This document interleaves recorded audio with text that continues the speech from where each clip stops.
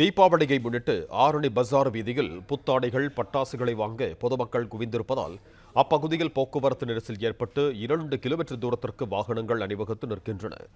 இது தொடர்பான கூடுதல் விவரங்களோடு இணைகிறார் எமது செய்தியாளர் பசுபதி. வணக்கம் பசுபதி, உங்களிடம் இருக்கும் தகவல்களை சொல்லுங்க.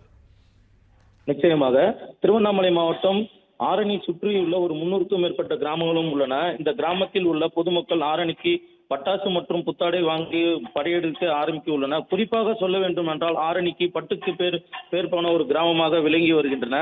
நாளை தீபாவளி பண்டிகை கொண்டாடும் நிலையில் தமிழக அரசு தொடர்ந்து 3 நாட்கள் விடுமுறை அளித்து உள்ளன.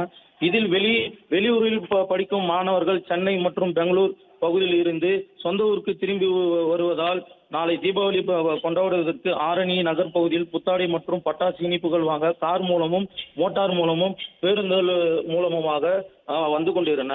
இதனால் வெளியே செல்லும் பேருந்துகள் ஆரணி நகருக்குள் வர முடியாமல் ஆரணி நகரில் இருந்து வெளியே செல்ல முடியாமல் பேருந்து நிலையம் ஏற்பட்டுள்ளது. போதிய போக்குவரத்து காவலர்கள் இல்லாததால் கூடுதல் கூட்டத்தை கட்டுப்படுத்த முடியாமல் இதனால் அப்பகுதியில் பெரும் பரபரப்பையும் ஏற்பட்டுள்ளது.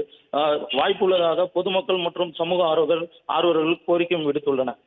பிளே ஸ்டோர் மற்றும் ஆப் ஸ்டோரில் இருந்து பாலிமர் செயலியை QR கோடு மூலம் பதிவிறக்கம் செய்யுங்கள்.